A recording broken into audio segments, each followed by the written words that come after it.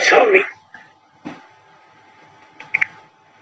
लगता हमारे पाठी जी को ये शब्द अच्छा लगता है, क्योंकि बहुत जल्दी इसको रिपीट कर दिया।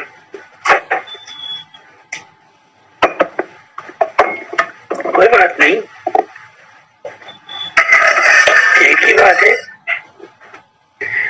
कोई भी शब्द पढ़ लो, सच्चाई एक ही है,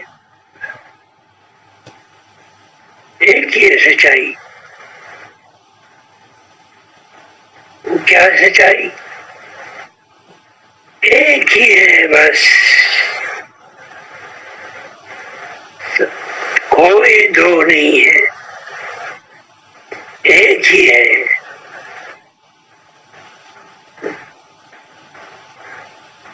एक ही है, एक ही है, जाननहारा फकीरा रूप तेरा अति प्यारा। एक ही है, दो नहीं है। दो कैसे हो सकते हैं? क्योंकि मालिक ने जब सोचा कि मैं एक से अनेक हो जाऊं, अब रॉ मटेरियल तो था ही नहीं कोई, कहां से आए? रॉ मटेरियल कहां से आएगा? बिलियंस एंड ट्रिलियंस चांद तारे, ये एक यूनिवर्स में है, ऐसे अनगिनत यूनिवर्स है, कहां से आएगा इतना रॉ मटेरियल? तो मालिक के मन में सोच गई कि मैं एक से अनेक हो जाऊं, तो सोचा भी उसी ने, बनाया भी उसी ने, और बन भी वही हो गया।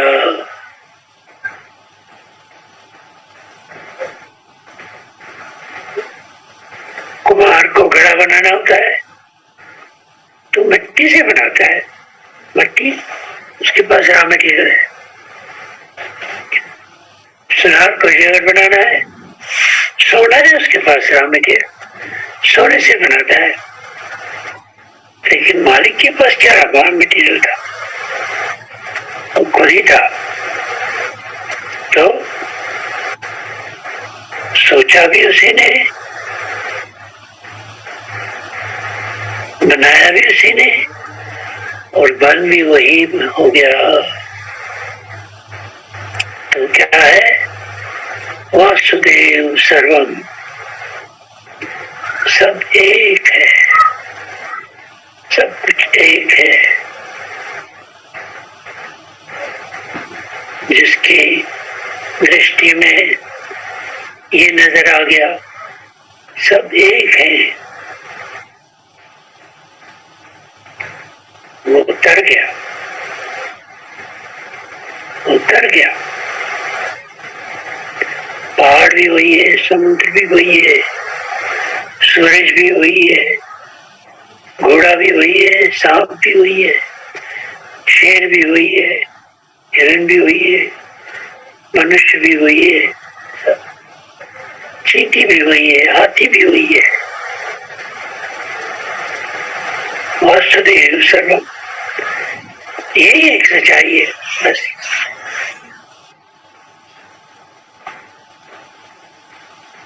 मालिक ने बनाया ये संसार, लेकिन साथ में एक राइडर रखा, एक शर्त रखी, ये सब मेरा है, तुम्हारा कुछ नहीं है, तुम्हारा कुछ नहीं है, सब मेरा है। वो एक ही, और वो एक ही है, दो नहीं है। काकभूषण जी जब राम के पेट में चला गया तो वो सारे ब्रह्मांड घूम के आ गया। जितने भी ब्रह्मांड ने अनगिनत ब्रह्मांड देखे, अनगिनत ब्रह्मांड। और क्या देखा उसने? हर एक ब्रह्मांड में विष्णु अलग है, ब्रह्मा अलग है, शिव अलग है। हर एक ब्रह्मांड में अलग अलग है सब। अपने अपने शिव है, अपने अपने ब्रह्मा है, अपने अपने विष्णु है। जितने भी अनगिनत ब्रह्मांड है, लेकिन राम एक ही था, सब जगह एक ही था। राम एक ही था। तो क्या देखा? सारे अलग अलग हैं, लेकिन राम एक ही है, क्योंकि राम एक ही है, दो नहीं है। जो दुई में पड़ गया वो रह गया, जो दुई में पड़ गया वो रह गया।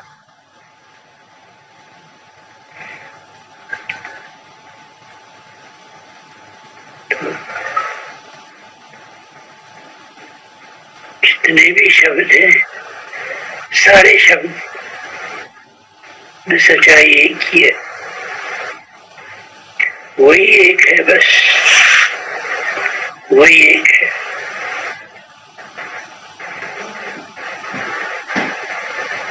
मेरे मन में एक बात आ गई कि मैं जो सत्संग लेता हूँ, मैं बहुत कड़वी बातें बोलता हूँ, बहुत कड़वी बातें, सच्चाई बोलता हूँ, सच बोलता हूँ, लेकिन सच हमेशा कड़वा होता है। तो मैं बहुत कड़ी बातें बोलता हूँ और सत्संगियों के मन में प्रश्न उठते होंगे कि महाराज जी ने आज ये क्या बात कही।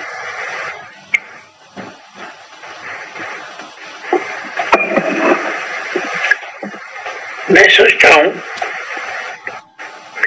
एक प्रोग्राम ऐसा बनाया जाए जिसमें प्रश्नों का जवाब दिया जाए। तो मैं ये चाहता हूँ कि आप लोग के जितने भी प्रश्न हैं सब व्हाट्सएप करके राजेश जी के पास भेज दीजिए और फिर हम महीने में एक संडे फिक्स करेंगे जिसमें मैं क्लास तो लूंगा ही, लेकिन राजेश भी क्लास ले लेगा तुम्हारी, और उसमें राजेश आधा घंटा और ले लेंगे हम। आधा घंटा और लेने से कोई फर्क नहीं पड़ेगा एक संडे को। तो उसमें राजेश जो है आपके सवालों का जवाब दे देगा। तो ये मेरी इच्छा है, अगर आपके पास सवाल है तो जरूर राजेश को लिख के भेज दीजिए और वो आपके सारे सवालों का जवाब दे देगा।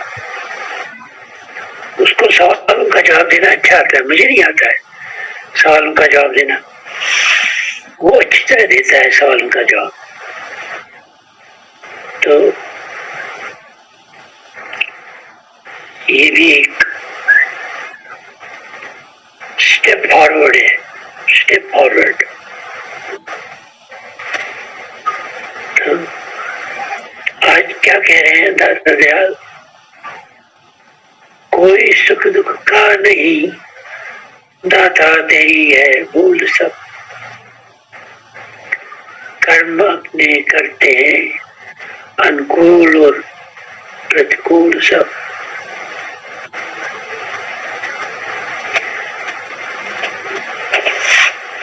मनुष्य के पास जो भी दुख आते हैं, वो जो भी सुख आते हैं, हम उनका खुद जिम्मेदार हैं और कोई जिम्मेदार नहीं है। हमारा ज्ञान है, हम समझते हैं कि भगवान हमको दुख देता है, सुख की बात नहीं करते हैं हम। जब सुख आता है तो वो तो मैंने किया, मैं सुखी हो गया। सुख के टाइम हम मैं करते हैं, और जब दुख आता है तो भगवान को कहते हैं, हे भगवान तूने मेरे साथ क्या किया। ये हमारा ज्ञान है।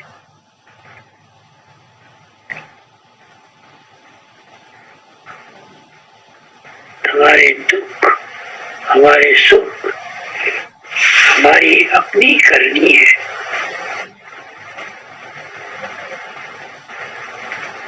कोई जिम्मेवार नहीं है, हम खुद जिम्मेवार हैं। और हमारा जन्म क्यों होता है बार बार? बार बार हमारा जन्म क्यों होता है? क्योंकि हम गलतियां करते रहते हैं, गलतियां करते रहते हैं। और जब गलती करते हैं तो नुकसान हमारा ही होगा, नुकसान हमारा ही होगा। क्योंकि प्रकृति का कानून है, विधान है, जो जैसा करेगा वो ऐसा पड़ेगा। आप करनी आप भरनी पड़ती है संसार में। आगे इसी श्लोक में आगे रहता दयाल कहते हैं, आप करनी आप भरनी पड़ती है संसार में। इस संसार का कानून ऐसा बनाया गया है बनाने वाले ने कि जो हम कर्म करेंगे उनका फल हमको ही भुगतना पड़ेगा और किसी को नहीं भुगतना पड़ेगा। हम अगर चाहें कर्म बांट ले, नहीं बांट सकते। हम चाहे किसी और के कर्म अपने ऊपर ले ले, वो भी नहीं हो सकता है। हम चाहे अपने अच्छे कर्म किसी को दे दे, वो भी नहीं हो सकता है।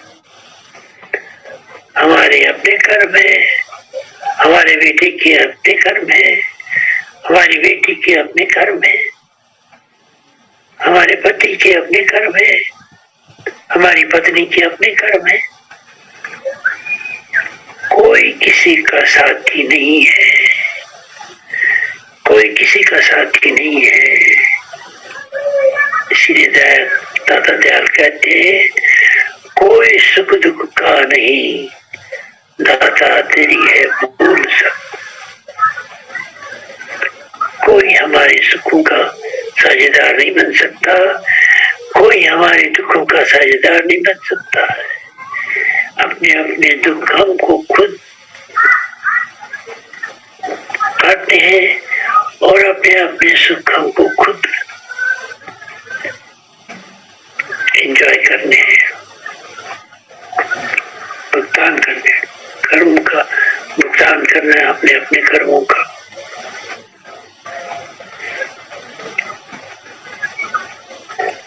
ये जन्म मरण का सिलसिला, जन्म मरण का सिलसिला बन जाता है हमारा। मालिक ने जब हमको यहाँ उतारा था धरती पे, तो उसने कहा था तुमको वापस आना है मेरे पास। एक दिन तुम मेरे पास वापस आओगे। लेकिन हम इस संसार की चमक दमक में फंस गए। यहाँ की हर एक चीज को अपना समझ के बैठ गए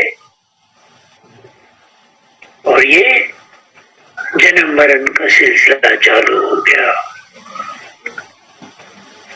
जन्म मरण का सिलसिला चालू हो गया।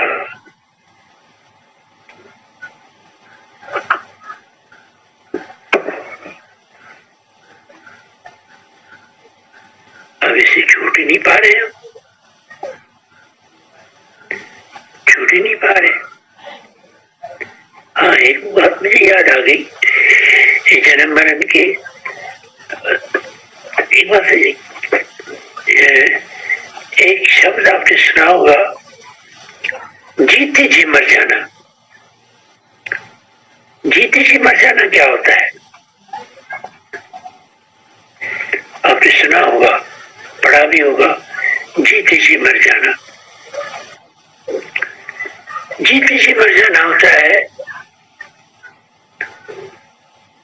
हमारी चार अवस्थाएं हैं, सबकी चार अवस्थाएं हैं।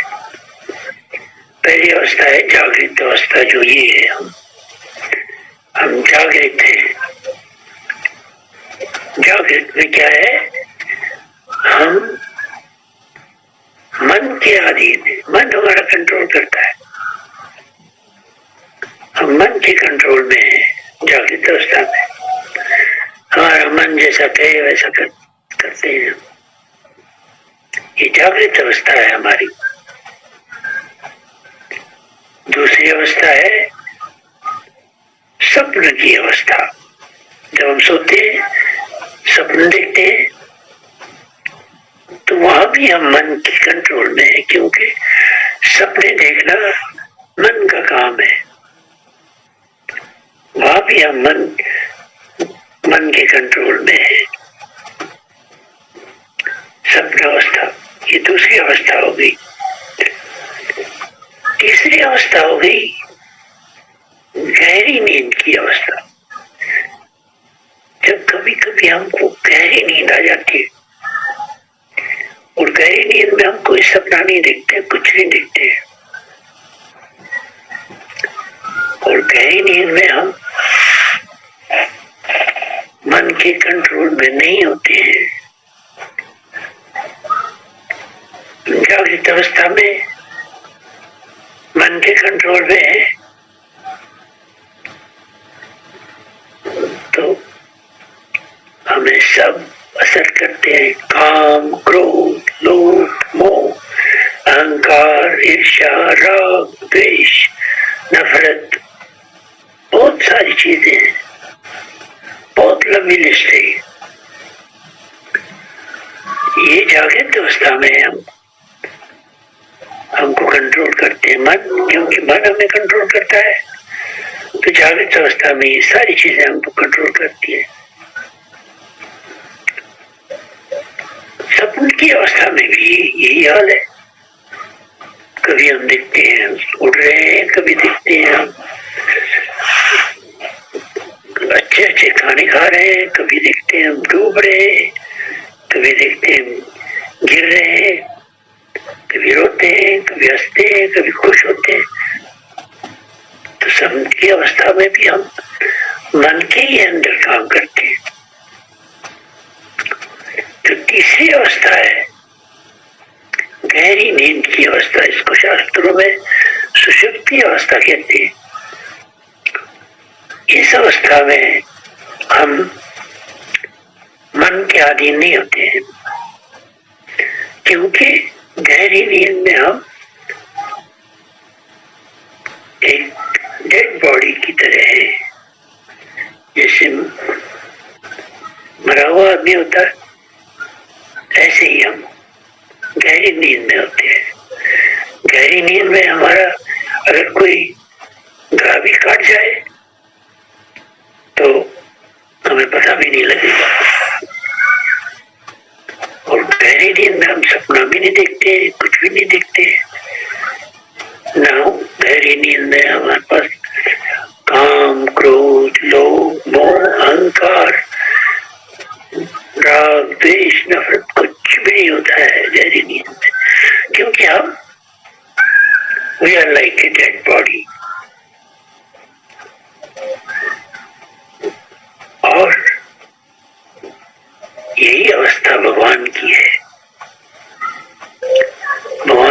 अवस्था क्या है?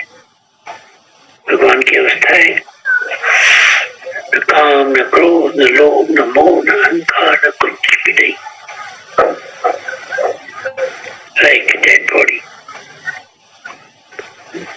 और गहरी नींद में हम भगवान होते हैं, क्योंकि हमारे पास संसार की कोई चीज नहीं होती है उस टाइम जब हम गहरी नींद में होते हैं। ये होगी तीसरी अवस्था।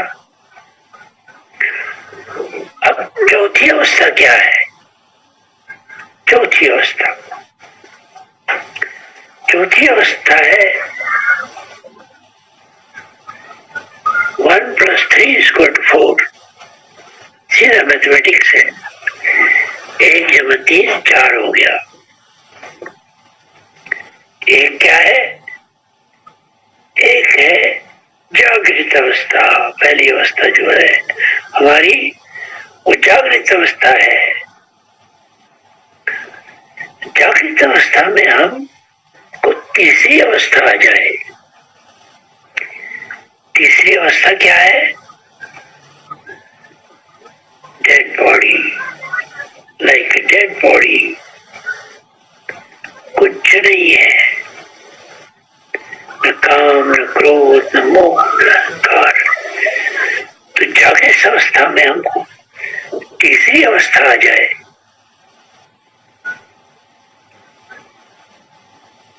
जागृत अवस्था में हम काम छोड़ दें, क्रोध छोड़ दें, लोभ छोड़ दें, मोह छोड़ दें, अहंकार छोड़ दें, नफरत, राग, द्वेष, चिंता, इच्छा, सब खत्म। पहली अवस्था में जब तीसरी अवस्था आ गई तो इसी को कहते हैं चौथी अवस्था। शास्त्रों में इसको तुरीय अवस्था कहते हैं। तो चौथी अवस्था क्या है? चौथी अवस्था है जागृत अवस्था में हमको न काम है, न क्रोध है, न लोभ है, न अहंकार है, न कुछ है। तो हम क्या बन गए? हम भगवान बन गए।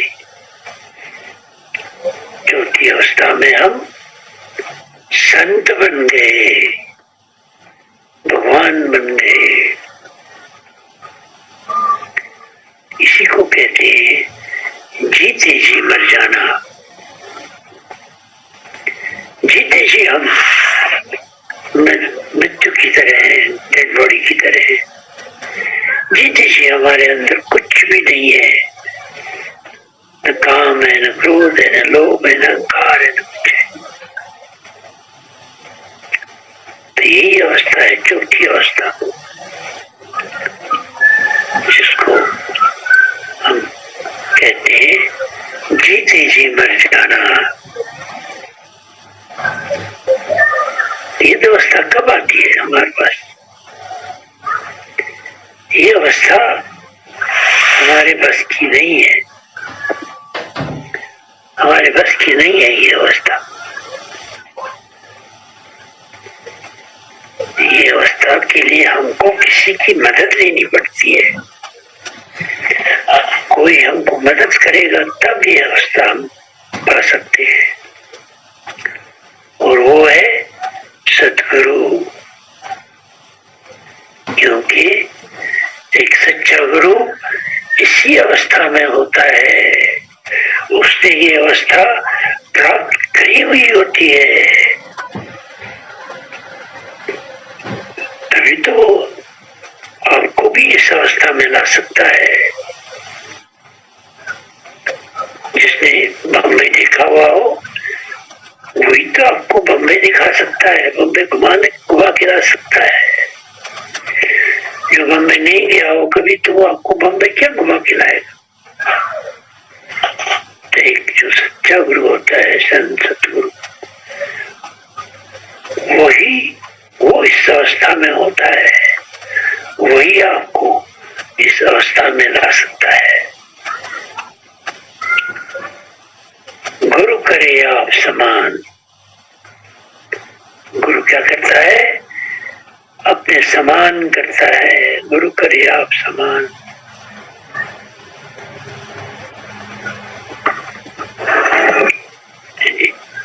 ये मेरे बीच में याद आ गया कि ये जीते जी मर जाना क्या होता है।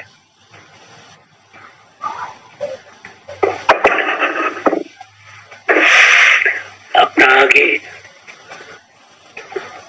आज का शब्द देखते हैं। दाता दयाल क्या कहते हैं?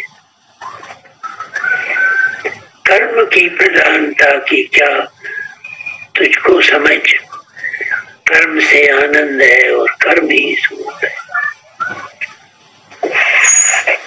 हम संसार में नित्य कर्म करते रहते हैं। सुबह से शुरू हो जाता है, शाम तक जब तक हम सोते तब तक कोई न कोई कर्म करते ही रहते हैं, करते ही रहते हैं, करते ही रहते हैं।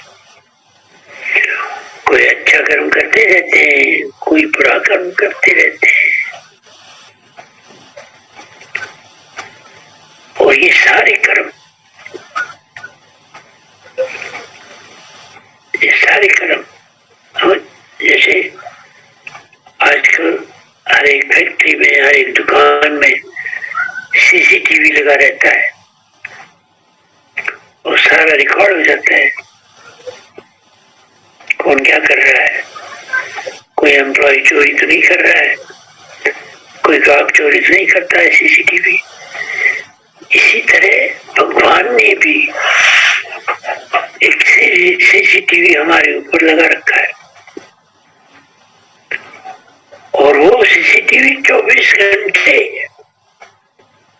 हमारे ऊपर लगा रहता है। 24 घंटे हमको फोटो खींचता रहता है। हम क्या करते हैं? इतना ही नहीं, वो ऐसा सीसीटीवी है जो हमारे मन की बात को भी समझता है और उसको भी रिकॉर्ड करता रहता है। फोटो तो रिकॉर्ड करता ही रहता है, मन में हम क्या सोचते हैं वो भी रिकॉर्ड करता रहता है, उसकी भी रिकॉर्डिंग हो जाती है। तो ये सीसीटीवी चलता है हमारे अंत तक, एंड तक। जब तक हमारा एंड हो जाए तब तक ये सीसीटीवी हमारे सिर पे लगा रहता है।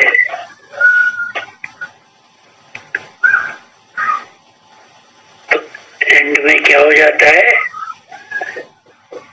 ये जब हमारा एंड आ जाता है नजदीक, तो ये सीसीटीवी का कैमरा ऑन हो जाता है और हम देखते हैं हमने क्या किया, शुरू से अब तक हमने क्या किया। सारा रिकॉर्ड है इसमें, सब रिकॉर्ड है इसमें। शिवराम महाराज हर सत्संग में यही कहते थे कि अंत समय हमारे सामने एक रील आ जाती है। जैसे सिनेमा का पर्दा हो जाता है ना, सिनेमा की पर्दे की तरह रील आ जाती है हमारे सामने और शुरू से अंत तक हमने क्या किया सारा हम देखते रहते हैं। उसमें कुछ ऐसे भी सीन होते हैं जिनको देख के हमको रोना आता है, हमने क्या किया। जिनको देख के हम पछताते हैं, हमने क्या किया। जिनको देख के हम शर्मिंदा हो जाते हैं, हमने क्या किया। रिकॉर्ड हो गया है, वहां रिकॉर्ड हो गया, उसमें सीसीटीवी में रिकॉर्ड है। और ये चल रहा है, अभी भी चल रहा है, इस वक्त भी चल रहा है। हर एक के सिर पर है इस वक्त सीसीटीवी और रिकॉर्ड हो रहा है, और रिकॉर्ड हो रहा है।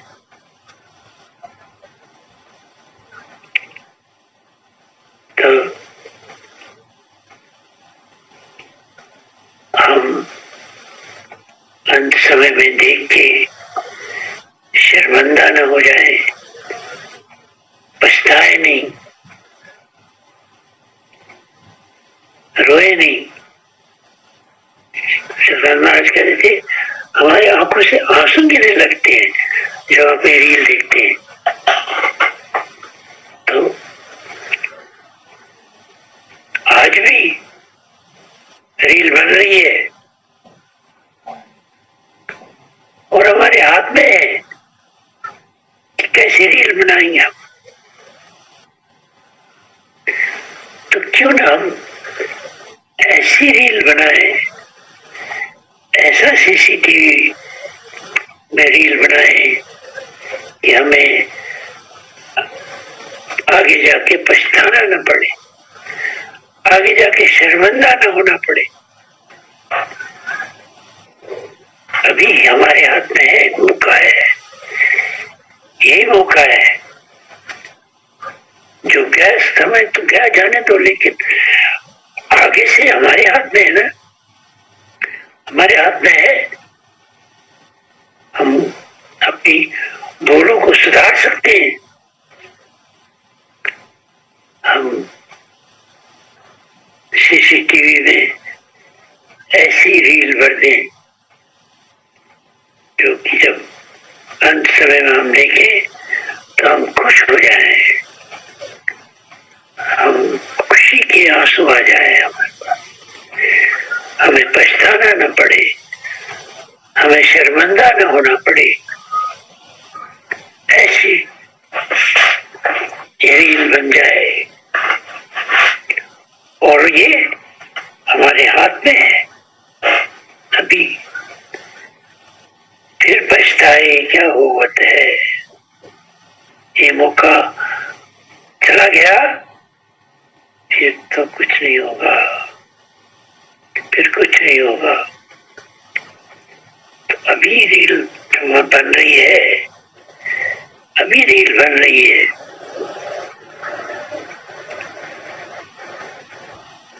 किसी का दिल दुखाते हैं तो रिकॉर्ड हो रहा है, रिकॉर्ड हो रहा है। और जब हम अंत में देखेंगे हमने किसी का दिल दुखाया तो उस टाइम शर्मिंदा हो जाएंगे, रोएंगे, हमने क्या किया, हमने क्यों किसी का दिल दुखाया।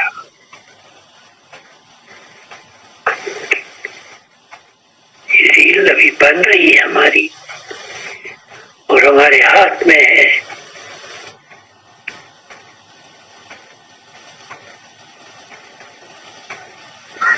कबीर साहब कहते हैं ना, भजन बिन बावरे तूने हीरा सा जन्म गवाया। भगवान कृष्ण कहते हैं गीता में अर्जुन से, अंत समय में तू मेरे को याद करेगा तो मेरे पास ही आएगा। अर्जुन ने कहा ये कौन सी बड़ी बात है, अंत समय में आपको याद करूंगा। भगवान कृष्ण ने कहा नहीं नहीं बेटे नहीं, ऐसा हो नहीं सकता। जो तूने सारी उम्र किया वही तुम्हारे अंत समय में आ जाएगा। अगर तुम सारी उम्र बेटा बेटी पोता पोती करते रहे, अंत समय में वही तुम्हारे सामने आ जाएगा रील में। सारी उम्र तुम धन दौलत जायदाद करते रहे, अंत समय में वही तुम्हारे सामने आ जाएगा। मैं नहीं आ जाऊंगा, मैं नहीं आऊंगा। अगर तुम सारी उम्र किसी का दिल दुखाते रहे, अंत समय में वही सामने आ जाएगा, मैं नहीं आऊंगा। तो फिर अर्जुन पूछता फिर क्या करना चाहिए। भगवान कृष्ण कहते हैं अभी से, आज से ही, अभी से, आज से नहीं अभी से,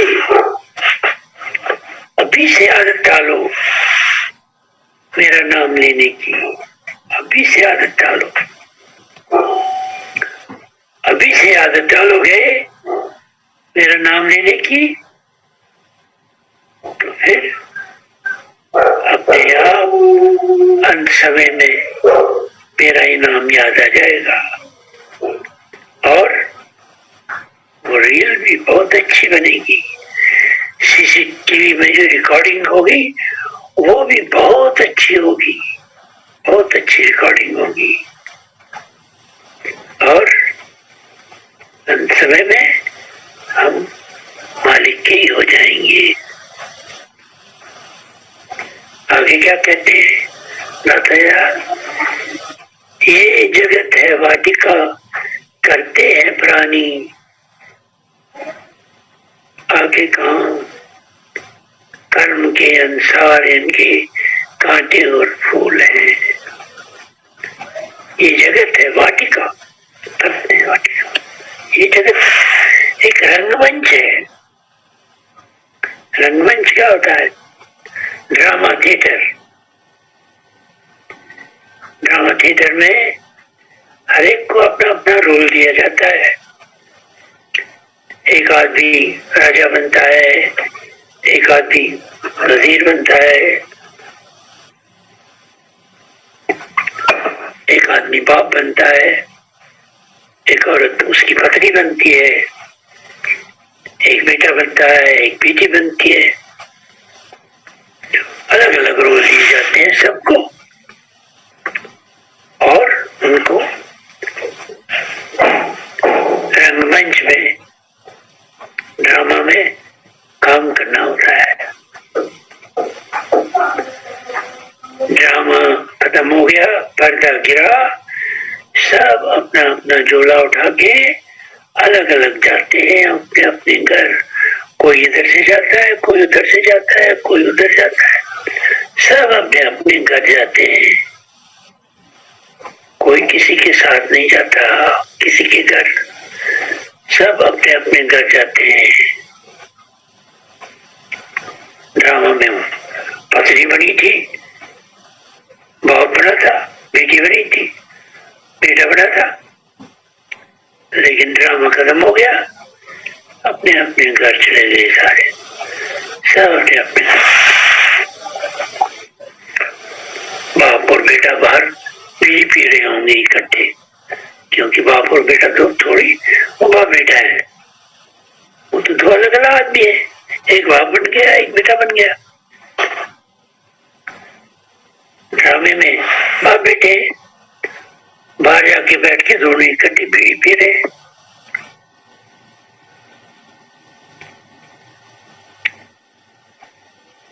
यही है संसार, यही है संसार। संसार में एग्जैक्टली यही होता है।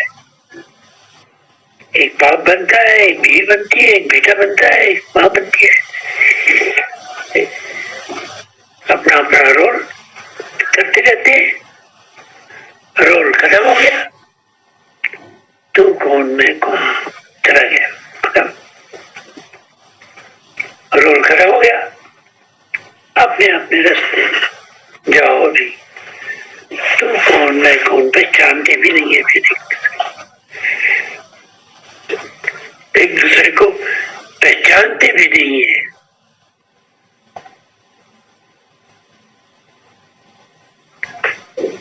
ये कहते ये जगत है वाटिका, करते हैं प्राणी आके काम, अपना काम करते हैं। रंगमंच है ये, ड्रामा थिएटर है, अपना अपना काम करते हैं और अपना अपना रोल करते चले जाते हैं। पीछे मुड़ के कोई देखता नहीं है। तू कौन मैं कौन, तू कौन मैं कौन, पता गया गया सो गया।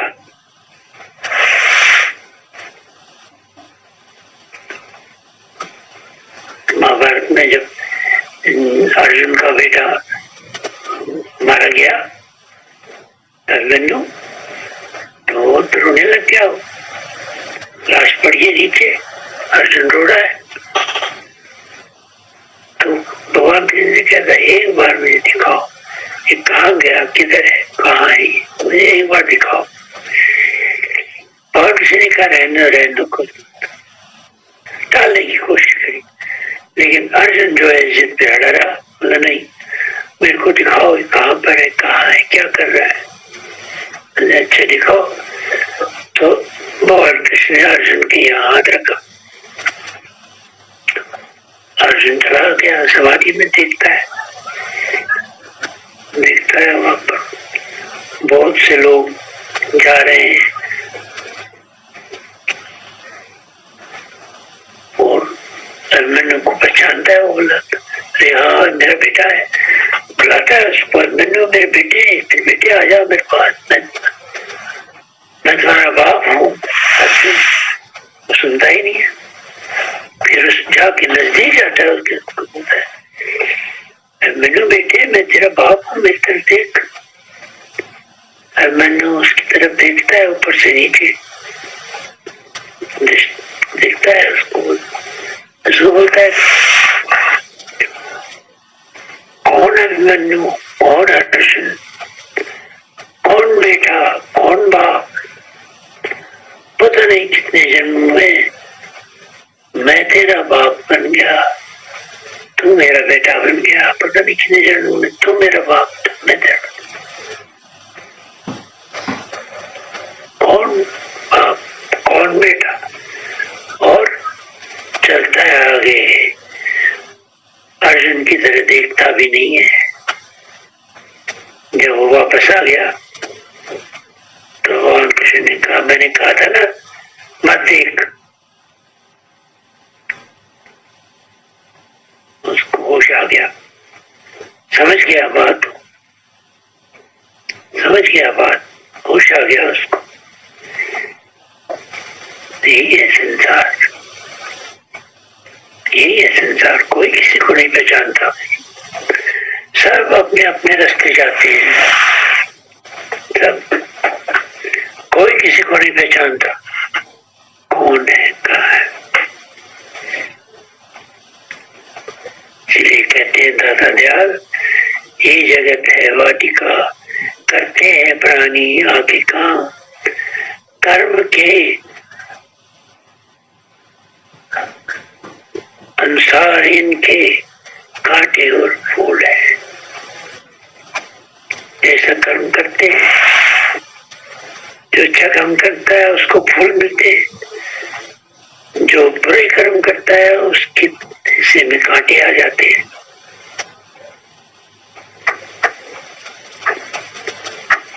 विधि का निधान है ये, प्रकृति का कानून है ये, जैसा करोगे वैसा करोगे, बनाया ये कानून। ये कानून नहीं होता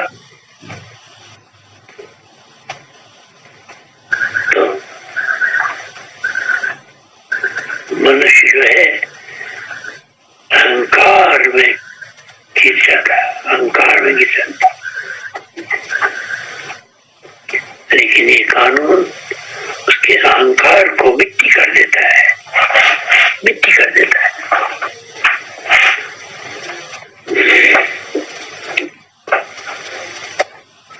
कितना भी बड़ा अहंकारी हो, हिटलर हो, सिकंदर हो, आखिर में मट्टी का ढेर हो जाता है, मट्टी का ढेर हो जाता है। जितने भी संसार में जितने भी अहंकारी थे सब अंत में मिट्टी का ढेर हो गए। और मिट्टी का ढेर ही नहीं हुए,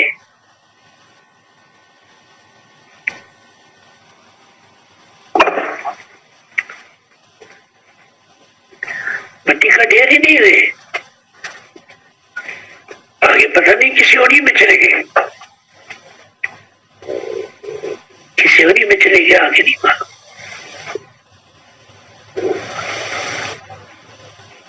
जो कंजूस होता है उसका अगला जन्म सांप का होता है, मैं नहीं कह रहा हूँ, ये शास्त्रों में लिखा हुआ है। उसका अगला जन्म सांप का होता है। इसीलिए आप देखोगे पहले जमाने में जहाँ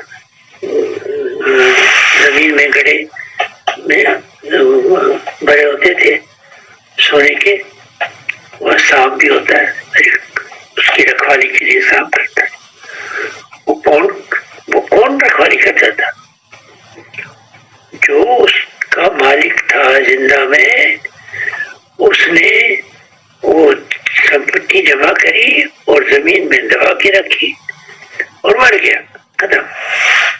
अब किसी को नहीं मालूम पैसा कहाँ गया, क्या गया, किसी काम नहीं आया, किसी काम नहीं आएगा, क्योंकि उसने एक लम्बी भी नहीं खर्ची और जमा करता रहा। और फिर वही उस घड़े के पास सांप की योनि में बैठा रहा। जो आदमी धन दौलत जायदाद करता रहता है, जायदाद मकान, तो उसका अंत समय क्या होता है? या तो वो चूहा बन के उसी मकान में रहेगा, दिल बनाएगा, या चिपकली बन के दीवार उसी मकान की दीवारों में घूमता रहेगा।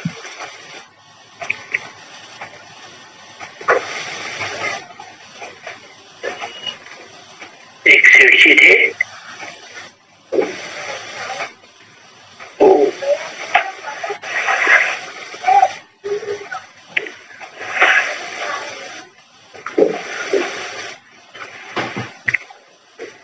मैं भूल गया इस कहानी को, पता नहीं, थोड़ा फिर तो बताऊंगा।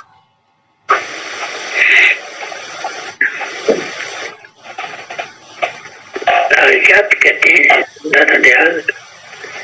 प्रेम जनी पाते हैं प्रेम के बहुमूल सब, अपनी करनी आप करनी पड़ती है संसार में। प्रेम है, प्रेम प्रेम जन ही पाते हैं और प्रेम के बहुमूल सब। जो ठगेगा वो ठगा जाएगा निस्संदेह, आप प्रेम जन ही पाते हैं और प्रेम के बहुमूल सब। हम खुश हो जाते हैं हमने किसी को ठग लिया, लेकिन हमने किसी को ठगा नहीं, हमने अपने आप को ठगा, क्योंकि प्रकृति का कानून है। हमने अगर ठगा तो भी ठगे जाएंगे, वो हमको ठगेगा। तो हमें खुश नहीं होना चाहिए। किसी को ठगा हमने तो किसको ठगा हमने, वो भी तो, उसमें भी तो वही मालिक है, वासुदेव सर्व वही है, वो भी वही है, एक ही है, दो नहीं है। तो जिसको ठगा मैंने अपने आप को ही ठगा, और मैं एक ही है।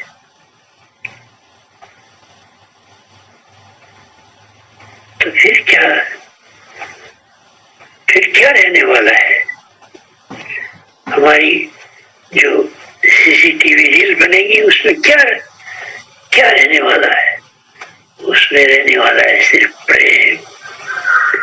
प्रेम जन ही पाते हैं प्रेम के बहुमूल सब।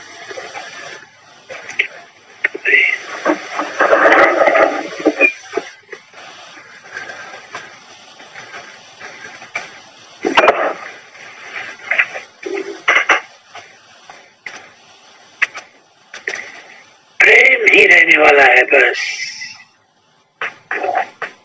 क्यों? मालिक का रूप प्रेम ही है। God is love and love is God. मालिक का रूप प्रेम ही है।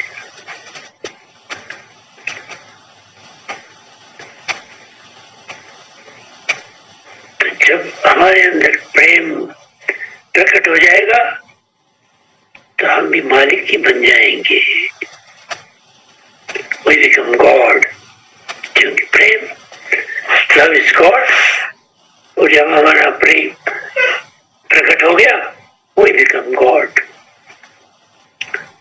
love is God and God is love.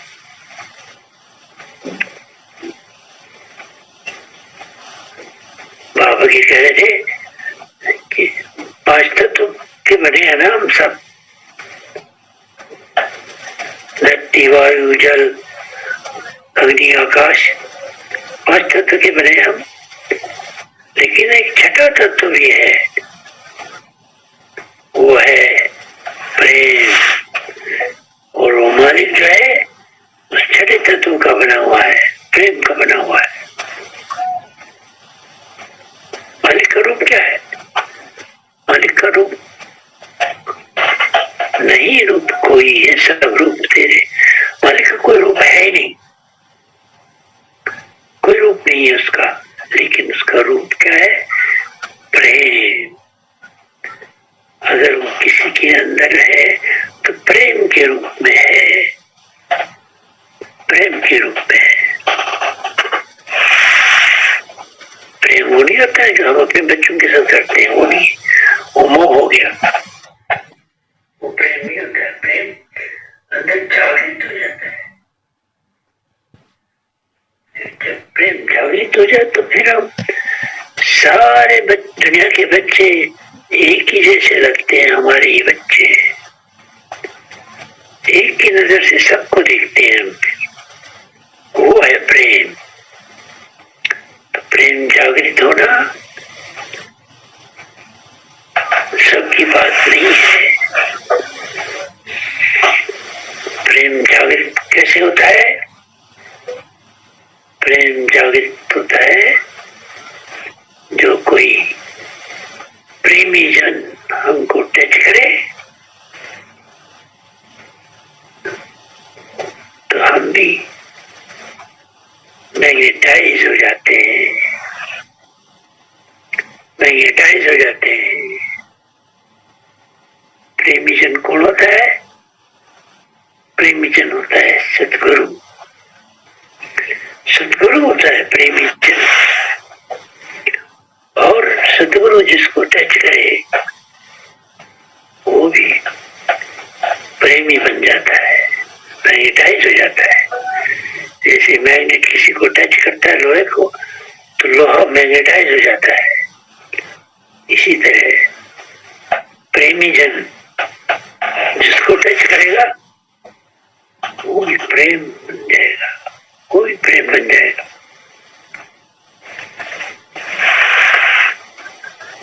क्योंकि सतगुरु उसी मालिक का रूप है, और मालिक क्या है? प्रेम। इसलिए सतगुरु भी प्रेम, प्रेम का ही बना हुआ है।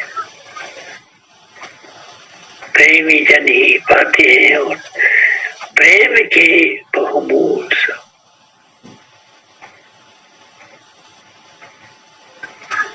सब प्रेम के ही बहुमूल है।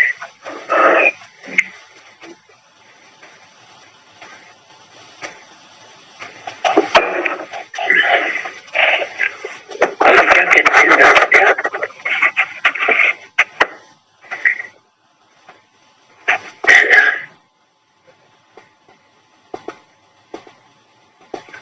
किस भरम में तू पड़ा है, औरों की बातें छोड़ दे।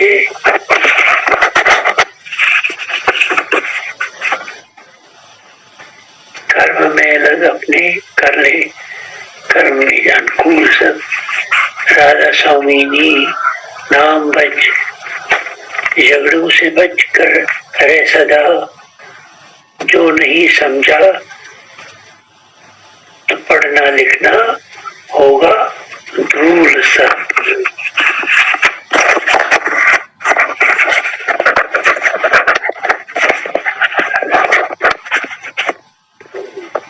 कहते हैं राधा स्वामी नाम बच, और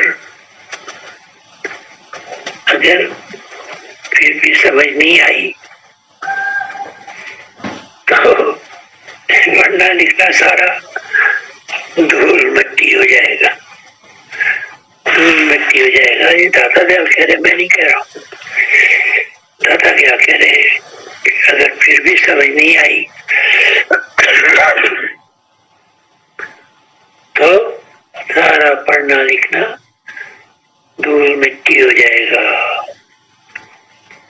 पढ़ना लिखना क्या, गुरु का जो सत्संग है वो भी धूल मिट्टी हो जाएगा। नहीं समझ आ गया, नहीं गुरु की बात समझ आ गई तो सब धूल मिट्टी हो जाएगा, सब धूल मिट्टी हो जाएगा। गुरु की बात को समझना चाहिए। गुरु क्या कहता है उसको समझने की कोशिश करना चाहिए, और जब समझ गए तो उसको अपने अंदर धारण करना चाहिए। वही है सत्संग का नियम। सत्संग का नियम यही है। नहीं तो 40-50 साल से लोग सत्संग सुन रहे हैं। मैंने देखा है, मैंने कई आदमी संपर्क है मेरा जो 40-40 साल 50-50 साल से नामदान लिए हुए हैं और सत्संग सुन रहे हैं, लेकिन आज भी वो कोरे के कोरे हैं, कोरे के कोरे हैं। क्यों? उन्होंने सत्संग समझने की कोशिश नहीं करी, सत्संग को समझ के उसके ऊपर चलने की कोशिश नहीं करी।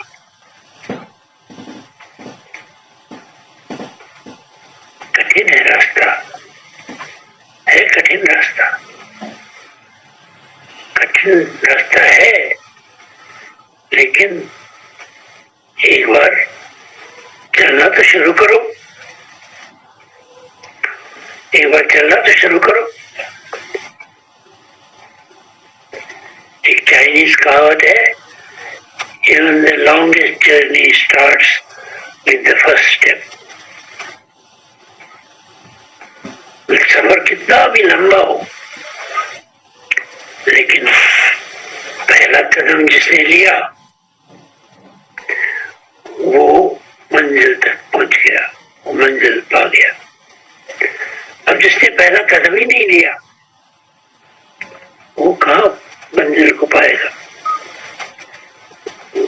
जो मंजिल को नहीं पाएगा।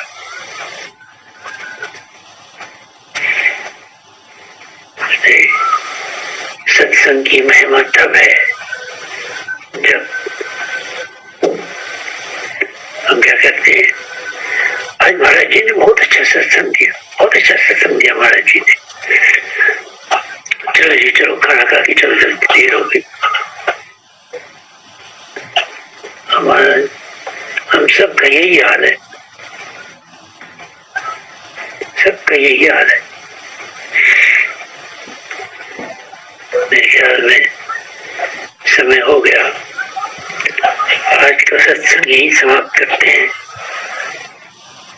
आगे जय श्री जी अपना कार्यक्रम चलाएंगी।